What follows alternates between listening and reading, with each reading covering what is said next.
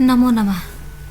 मैं डॉक्टर दीपमाला उपाध्याय अपने इस संस्कृत शिक्षालय के मंच पर आप सभी सुधीजनों का हार्दिक स्वागत करती हूँ। आज मैं CBSE 10वीं के संस्कृत का पाठ्यक्रम लेकर उपस्थित हुई हूँ। यह पाठ्यक्रम अभी 2021-22 के अनुसार ही है। CBSE के साइट पे अभी कोई नया अपडेट नहीं आया है। अगर किसी प्रकार का परिवर्तन होगा तो मैं आप लोगों को अपने चैनल के माध्यम से सूचित कर दूंगी। अब हम लोग 2021-22 के अनुसार ही इस पाठ्यक्रम को देख लेते हैं।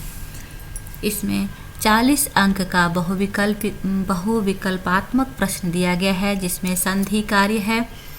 व्यंजन संधि 2 अंक का, जिसमें वर्गीय प्रथम वर्ण का तृतीय वर्ण में परिवर्तन और प्रथम वर्ण का पंचम वर्ण में परिवर्तन है। विसर्ग संधि 2 अंक का है। विसर्ग का उत्व, रत्व, लोप, विसर्ग स्थाने स। समास में तत्पुरुष समास, बहुब्रीहि समास, अव्ययी भाव में अनु, उप, सह, निर, प्रति है और द्वंद्व समास है, जो 4 नंबर के पूछे जाएंगे। तद्धित प्रत्यय में ठक, मत, त्व और तल 3 अंक का होगा। स्त्री प्रत्यय टाप और निप।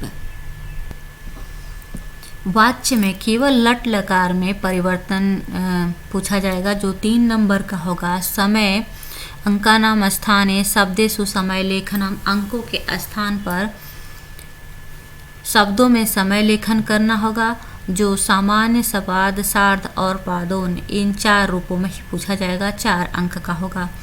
अव्यय पद में उच्चै, च, स्व, ह्यः, अद्य, अत्र, यत्र, कुत्र, इदानीं, अधुना, सम्प्रति, साम्प्रतं, यदा, तदा, कदा, सहसा, वृथा, शनैः, अपि, कुतः, इतस्ततः, यदि, तर्हि, यावत्, तावत्। और अगला है अशुद्धि संशोधन, जो लिंग, विभक्ति, वचन, पुरुष, लकार के दृष्टि से संशोधन आपसे पूछा जाएगा।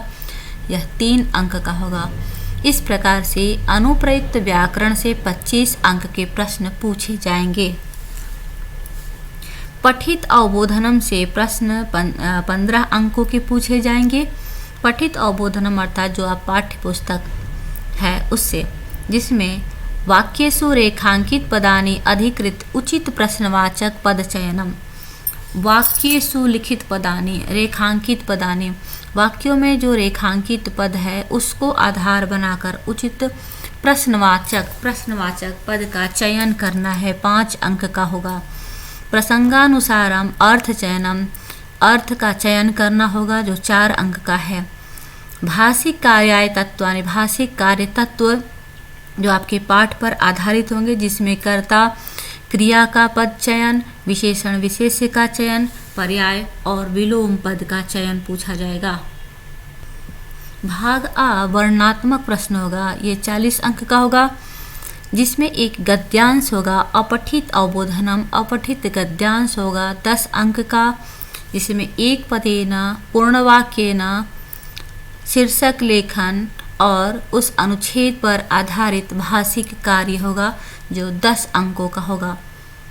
भाषिक कार्यों में क्रिया और कर्ता पद का चयन, कर्ता और क्रिया का अन्वयिति, विशेषण विशेष चयन, पर्याय और विलोम पद का चयन है। रचनात्मक कार्य में संकेत आधारित औपचारिक अथवा अनौपचारिक पत्र लेखन, जो 5 अंक का है। चित्र आधारित वर्णन अथवा अनुच्छेद लेखन, जो 5 अंक का है। हिंदी भाषया आंग्ल भाषया लिखितानां पंच सरल वाक्यानां संस्कृत भाषायां अनुवादः, जो हिंदी और अंग्रेजी में लिखे हुए वाक्यों का 5 सरल वाक्यों का संस्कृत में अनुवाद करना होगा। ये भी 5 अंक का है। जो पत्र लेखन होगा वो भी मंजूषा की सहायता से लिखना होगा। चित्र वर्णन अथवा अनुच्छेद लेखन, उसमें भी मंजूषा में कुछ शब्द दिए जाएंगे, जिसके आधार पर आपको चित्र वर्णन अथवा अनुच्छेद लेखन करना है। अब पठित अवबोधनम से 15 अंक के प्रश्न, जिसमें गद्यांश, पद्यांश और नाट्यांश से संबंधित प्रश्न पूछे जाएंगे, जिसमें एक पदेन और पूर्ण वाक्यन होंगे। ये 3-3 नंबर का होगा। गद्यांश से 3 नंबर, पद्यांश से 3 नंबर और नाट्यांश से 3 अंक के प्रश्न पूछे जाएंगे।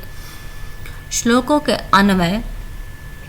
अन्वय से संबंधित 2 नंबर के प्रश्न पूछे जाएंगे, जिसमें श्लोक दिया जाएगा और मंजूषा में उसके शब्द भी दिए जाएंगे।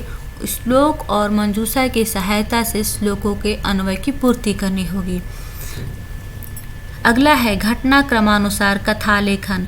घटनाक्रम के अनुसार कथा लेखन करना है, अर्थात आपके पाठ्य पुस्तक में जो भी कथा है उसके घटनाओं को आगे पीछे करके दे दिया जाएगा, उसको यथाक्रम में लगाना होगा।